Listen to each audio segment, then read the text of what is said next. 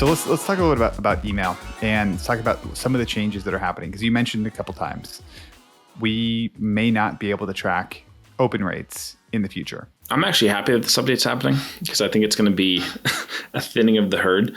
But, the people who are prepared will flourish because, with no open rates, what happens is, a lot of people like to, first of all, I think the biggest KPI to pay attention to with any email is your sales, because we've seen it in some circumstances where we'll have emails where we'll do a head-to-head split test and our opens will be less, but our sales, actually we had one 2 weeks ago with a client where we're doing a split test and our opens lost out just slightly, but we had sales and the split test didn't in terms of the, so Klaviyo, because of the way this test was set up, Klaviyo awarded them the split test winner, but really we made more money than them on a, percentage basis. Anyway, people don't optimize for the right things, right? They optimize for the opens. And I guess the theory is more people see it, more people respond. That's not necessarily true. So I think that the biggest thing is to say, start optimizing for the right KPIs like sales, right? Because, part of it is saying, okay, what's our strategy? Who are the segments we go after? Whenever I think about email marketing, I know this is a bit of a long-winded explanation, but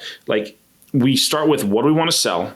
Who do you want to sell it to? And then what is the messaging, right? It always goes through what's the objective? What are we trying to do? What is the segment we need to do to send to? And then what is the messaging we need to create around that? So a lot of people, when they think about open rates, they say, well, I want to have my whole list and I want to know how many people are opening because that's how I create my engaged segments, right? They say, I want people who have opened or clicked in the past X amount of days. Now the open aspect of that is going to go away. So they're going to say, oh, wow, well, maybe only 10% of the people who open normally click. So what happens to those other 90% of people who are engaged, who are still opening, who it's just not tracking them as engaged? And my message is that's one way to measure engagement, right?